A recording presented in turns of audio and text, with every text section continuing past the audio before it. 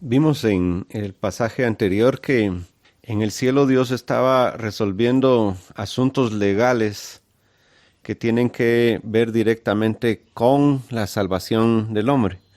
Dios ideó un plan, era un misterio durante el tiempo de Noé hasta Malaquías, 400 años de silencio, la guerra de los macabeos, el nacimiento de Jesús. Vino Juan el Bautista, empezó a predicar, voz que clama en el desierto, como lo dice el libro de Isaías, y presenta el ministerio de Jesucristo, el Hijo de Dios, que se hizo carne para proveer una forma de salvación a los hombres. Esa forma de salvación a los hombres en el trono de Dios tiene un carácter puramente legal. No tiene que ver con la moralidad del hombre, tiene que ver con la depravación del hombre, tiene que ver con el pecado y la elección del hombre. La libre elección que Dios le ha permitido al hombre tener es que si el hombre quiere recibirlo, pues lo recibe. Si lo rechaza, lo rechaza. En toda esta libertad, Dios advierte como esos letreros de no cruzar propiedad privada, pare. Usted ve un semáforo, se pone en verde, eso significa continuar. Se pone en amarillo, significa precaución, y pasa al rojo y significa parar. Para Dios, la predicación del Evangelio es una luz roja. Para de pecar. Esa es la alternativa que Dios le ha dejado al hombre en la libre elección que cada uno tiene de elegir a Cristo Jesús en su vida como su Señor y Salvador, o rechazarlo. Esa misma libertad tiene cada una de las personas en la iglesia de adorar a Dios o no adorarlo. Dios ha dejado esa libertad. Sin embargo, así como hay un código penal, un código civil, como hay leyes, hay reglamentos, Dios envió sus reglamentos a la tierra. Para poner esto un poco más grave, Dios nos pone a todos como infractores por el pecado que hay en nosotros. Es decir, que desde ya usted y yo somos infractores de las leyes de Dios, estamos corrompidos. Dice la palabra de Dios que no hay nadie que haga lo bueno, lo dice. Y en el libro de Romanos, en el capítulo 3, dice el versículo 9 de la siguiente manera: ¿a qué conclusión llegamos? ¿Acaso los judíos son mejores? De ninguna manera. Ya hemos demostrado que tanto los judíos como los gentiles están bajo pecado. Así está escrito: no hay un solo justo, ni siquiera uno. Y entonces, regresemos al aspecto legal de Dios. Usted y yo tenemos infracciones delante de Dios a menos que la sangre de Cristo Jesús esté cubriendo esas infracciones. Lo que Cristo Jesús hizo fue pagar anticipadamente por los delitos que usted o yo estábamos cometiendo en contra de Dios. Y si Cristo Jesús estaba pagando anticipadamente con su sangre y nos estaba diciendo: mira, yo anticipadamente pagué tu condena, porque mi Padre Celestial piensa y declara que no eres justo, que eres pecador, y que si quieres entrar a su gloria, necesitas pagar por tus pecados. Pero ¿sabes qué? Eso ya lo hice yo. No tienes que pagar por tus pecados, pero hay un método. Y ese método es recibirme como tu Señor y Salvador. Si aceptas mis condiciones y mi pago, entonces lo que vas a recibir a cambio es la salvación. Esa es la oferta que Dios hace. Porque si seguimos leyendo el capítulo 3, siga usted en su Biblia, el versículo 12 dice: todos se han descarriado, a una se han corrompido, No hay nadie que haga lo bueno, no hay uno solo. Cristo Jesús está claro que se salía de la lista, dice la palabra de Dios, que cuando el ángel pregunta, ¿quién podrá hacer el sacrificio? ¿Quién será santo? ¿A quién hallaremos santo? Estaba hablando de Cristo Jesús, obviamente. Estaba hablando de Cristo Jesús, haciendo referencia de que había aflicción en el corazón del ángel porque no había ninguno justo. En Isaías 65, 17, 21, vamos a continuar con el versículo 13. Su garganta es sepulcro abierto, con su lengua profieren engaños. Veneno de víbora hay en sus labios, llena está su boca de maldiciones y de amargura. Veloces son sus pies para ir a derramar sangre, dejan ruina y miseria en sus caminos, y no conocen la senda de la paz, no hay temor de Dios delante de sus ojos. Y entonces, cuando Dios le pone al ser humano las infracciones que Él cree que todos nosotros tenemos, y ya leímos en el versículo anterior que nadie puede decir que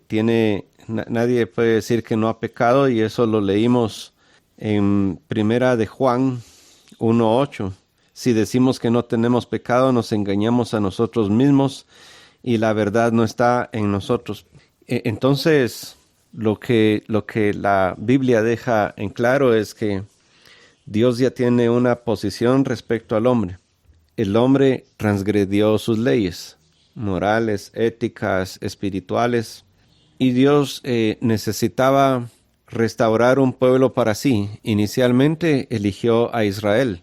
La historia inicia con Abraham. Abraham es llamado, lo saca de su tierra, le dice, te voy a dar una tierra, lo saca de su parentela, lo manda a vivir solo, le dice, te voy a dar una tierra prometida, etcétera, etcétera. Abraham dice que le fue contado por justicia porque creyó esperanza contra esperanza por todo lo que le ocurrió a Abraham. Vinieron los hijos de Abraham, y usted recuerde que los hijos de Abraham no eran precisamente la descendencia de Abraham, no era que precisamente fuera la mejor gente. No vemos en Esaú, por ejemplo, una gente buena, una gente decorosa. Es más, la palabra de Dios explica que Dios desechó a Esaú por sus pecados. Llegamos hasta el rey David. El rey David tenía sus problemas. Llegamos hasta Salomón con sus problemas. Zorobabel, que regresa a reconstruir el altar del Señor. Y de ahí nos vamos hasta Jesucristo, que es el Rey eterno, el que va a juzgar a las naciones. Entonces a Dios considera que para aplicar su justicia tiene que haber un plan. Y el plan que ideó Primera Timoteo 3, versículo 16, dice, sin alguna duda el gran misterio de nuestra fe es el siguiente. Cristo fue revelado en un cuerpo humano y vindicado por el Espíritu. Fue visto por ángeles y anunciado a las naciones. Fue creído en todo el mundo y llevado al cielo en gloria. Y esa promesa sustentada del misterio de Dios para salvación de los hombres es lo que nos permite a usted y a mí hoy estar gozando de una posición diferente. En nosotros, en nuestra naturaleza, seguramente continúa el pecado, pero la sangre de Cristo Jesús cubre, justifica, compra, paga nuestros pecados. Agrega la palabra de Dios que esa gracia no es para seguir pecando, sino es para entender que ese misterio de salvación, cuando Dios nos ha estado rogando para que nos salvemos, tiene un valor, y ese valor está internamente en el mismísimo corazón de Dios, y sería muy torpe de mi parte si a estas alturas yo engaño a mi Señor cuando Él ha sido transparente totalmente en su mensaje de salvación y en Él no va a haber engaño. Va a venir el día en que se van a cumplir las cosas y cada una de las palabras que Dios dejó en la palabra se va a cumplir y no me va a engañar. Y si Él ha dicho que me va a salvar a través de Cristo Jesús, así será. Dios no miente. Usted ve todo lo que se está cumpliendo en estos días. La gente está atemorizada por las finanzas, la enfermedad, la muerte. Hay temor en el corazón del hombre, pero ocurre lo mismo que el libro de Malaquías, y quizás más adelante lo estudiemos. Observamos que Dios nos deja la muestra que Dios enviaba plagas. El pueblo por unos días estaba sumiso, pero conforme pasaban los días, la maldad regresaba al corazón del hombre.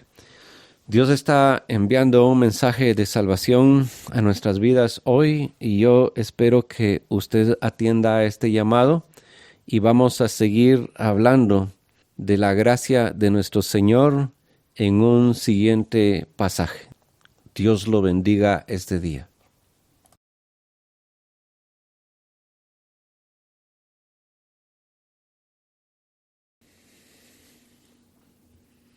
Podríamos preguntarnos qué motivó a Dios para todo este plan de salvación.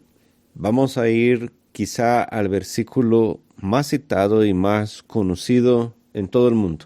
Imagino que usted ya sabe que nos estamos refiriendo a Juan 3:16. Y en Juan 3:16 está el motivo por el cual Dios entregó a su único Hijo para este plan de salvación. Dice, porque de tal manera amó Dios al mundo, que ha dado, pasado, ya fue hecho, a su Hijo unigénito, para que todo aquel que en Él cree y de una vez da la forma, no se pierda, da de una vez la finalidad y el beneficio, mas tenga vida eterna. Repasemos. ¿Qué motivó a Dios? Su amor. Habíamos dicho que cuando el hombre pecó, pienso esa es una conjetura, a Dios le dolió realmente en su corazón ver que toda su creación estaba corrompida.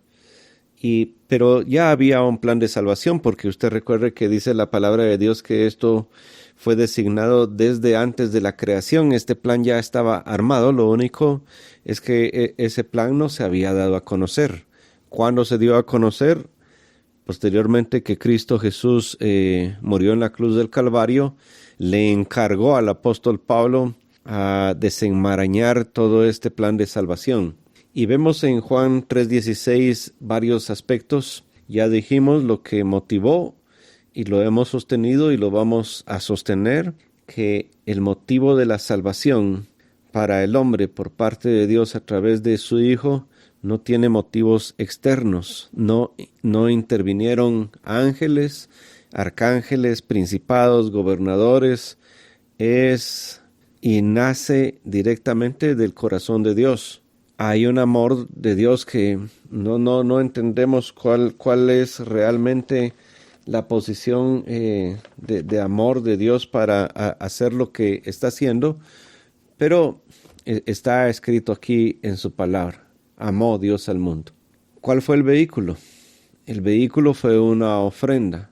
Dio a su Hijo por pago.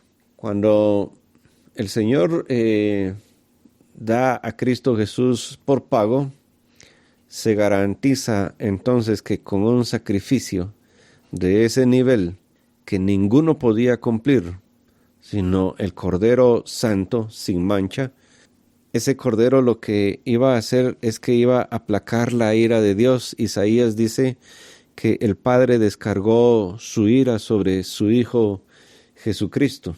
De tal manera amó Dios al mundo que ha dado a su único Hijo. En Romanos 5:8 volvemos a leer el mismo principio. El principio de amor de Dios para salvarlo a usted, salvarme a mí, para crear, desarrollar un plan de salvación. Es un asunto legal en el cielo porque Él es juez justo Y entonces, para poder aplicar justicia y que su santidad no se vea corrompida a través de actos en donde él mismo esté vulnerando sus leyes, él tenía que generar un plan. A través de la ley de Moisés, lo que Cristo Jesús mostró durante los cientos de años que funcionó la ley de Moisés, es cómo sería su plan de salvación. Usted recuerde que Moisés sube al monte Sinaí, Dios le da unos planos, seguramente Dios le explica de qué se trata todo esto, pero no le dio permiso a Moisés de que lo revelara. No tendría ningún sentido que Moisés y Elías hubieran ido a visitar a Jesús antes de la muerte y haya existido lo que se llama la transfiguración. Es decir, que estos personajes servidores de Dios conocían el plan, pero ellos no lo revelaron. Ellos solo estaban cumpliendo las órdenes que Dios les había mandado. Y veamos Romanos 5:8 dice, mas Dios muestra su amor para con nosotros. Es decir, que este plan, Dios está mostrando su amor, nos está rogando, como ya leímos, que el Señor nos dio el ministerio de la reconciliación y de la predicación de este evangelio, como que si Dios rogase que la gente se arrepienta. Ahora pasan las semanas, y seguro a usted le ha tocado hablarle a alguien del amor de Dios. Dios te ama, Dios quiere tener una relación contigo, Dios quiere perdonar tus pecados. Y la gente, entre las respuestas comunes que tiene, lo voy a pensar, no estoy preparado, eso no es para mí, yo si llego a la iglesia se incendia, soy peor que el diablo. Y una serie de respuestas que son puramente humanas. Pero para Dios todas esas respuestas en el gran juicio de Dios no van a servir. Es ahora que Dios está mostrando su amor para salvación. Es ahora el tiempo de salvación. Esto es como una amnistía. No sé si usted ha leído esa palabra amnistía, que es como perdonar ciertas cosas y durante esa época todo se perdona o se perdona lo que se haya acordado, etcétera, etcétera. Pues el tiempo de la gracia para Dios es como una amnistía para los pecadores. Sin embargo, la amnistía tiene su clave. La amnistía es que usted acepte a su Hijo Jesucristo. Y esa es la parte que dice la tercera parte. Es decir, está lo que motivó a Dios, su amor. El vehículo, la ofrenda de su Hijo. La fórmula, es decir, la llave para accesar a ese vehículo, todo aquel que en él cree. ¿Para qué? Para que no se pierda. Y los beneficios, una vida eterna. Podríamos resumir parte del plan de salvación en este versículo. Sin embargo, el versículo que estábamos leyendo de Romanos 5:8 lo vamos a terminar de leer y vamos a regresar al libro de Juan.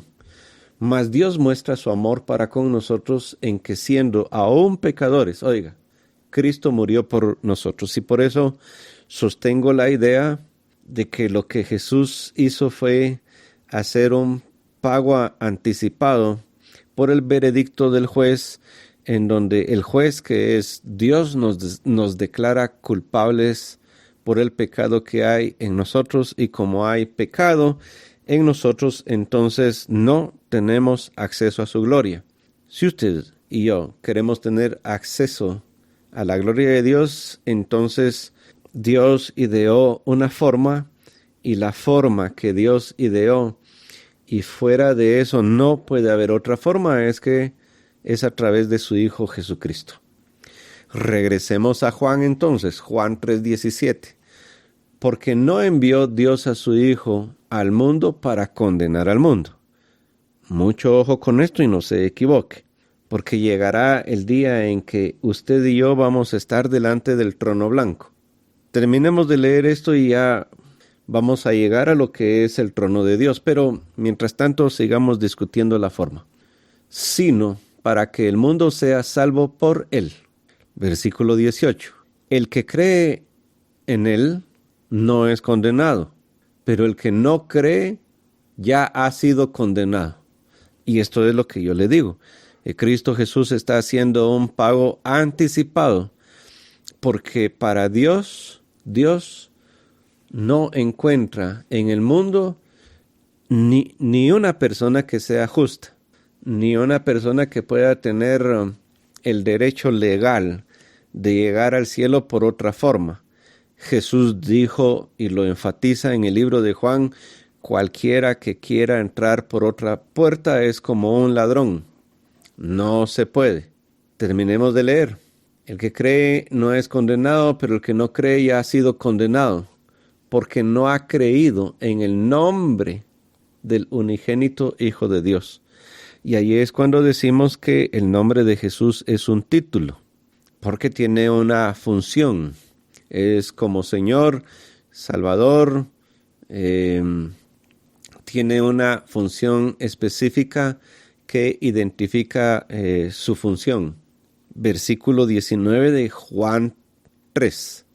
Y esta es la condenación, que la luz vino al mundo y los hombres amaron más las tinieblas que la luz, porque sus obras eran malas. Entonces lo que tiene que comprender usted es que si usted ya ha empezado a entender la salvación, el mejor regalo y el regalo más grande que Dios pudo hacernos es que Él diera a su único Hijo para que tuviéramos la forma de postergar nuestra vida después de la muerte. Vivir eternamente y no morir eternamente, porque a partir de que usted nació, desde ese momento usted se volvió eterno, porque su alma nunca volverá a morir. La Biblia es clara y enfática al decir que viviremos eternamente, ya sea para vida o ya sea para perdición. Su alma va a vivir eternamente. Entonces, lo que Dios quiere en este tiempo es que el alma que Él le regaló se salve. Y para salvarse, lo que tiene usted que hacer es aceptar a Cristo en su corazón. Esa es la forma. Es fácil, ¿no le parece? Se ve fácil. Juan 3:20. Porque todo aquel que hace lo malo aborrece la luz y no viene a la luz, para que sus obras no sean reprendidas. Mire qué interesante es el Señor, que nos está diciendo que la misma gente rehúye no venir a la luz para que Él no lo confronte. Mas el que practica la verdad viene a la luz, para que sea manifiesto que sus obras son hechas en Dios. Y recalca que es Dios el que cambia nuestra vida, y que no somos nosotros los que vamos a cambiar voluntariamente, sino que esa es una tarea de Dios a través de todas las formas que Él tiene para restaurar nuestra vida pasada. Nos ha regalado algunas cosas en nuestro interior. Nos ha regalado la capacidad de razonar, de pensar, de meditar, de reconocer lo bueno, reconocer lo malo, la capacidad que en cada uno hay de la fe, dominio propio, discernimiento. Son cosas que naturalmente ya tenemos, unos más desarrollados que otros, pero allí están. No tenemos excusa de decir que no están, allí están. Y Dios espera que ese plan de salvación lo escuche la gente, lo tome la gente y tome una decisión para ser salvo. Nuestra tarea, iglesia, es predicar este evangelio. Vuelvo a recalcar este pensamiento. Este es un pensamiento, espero yo no estar equivocado, pero en la actualidad la mayoría se está enfocando en predicar acerca de los 1000 años, los juicios, los sellos, los caballos. Está bien, pero lo que Jesús necesita es que se predique el evangelio de salvación para que Él pueda venir. Porque la gente que está externamente, yo escucho que la gente envía videos, envía mensajes, que el cuarto sello, sexto sello, que los terremotos, que las hambres, pero no comprenden Es decir, de nada sirve que la gente sepa que hay caballos, trompetas, si la gente no entiende que para salvarse de la ira venidera de Dios, la gente necesita arrepentirse de sus pecados, entregarse a Cristo Jesús hasta entonces, y entonces tendrá la oportunidad de garantizar que Dios le guarde de la ira que viene para este mundo. Lo dejaremos hoy hasta aquí y espero que Dios los bendiga y seguiremos ampliando el tema en un próximo mensaje. Bendiciones a todos en sus casas este día.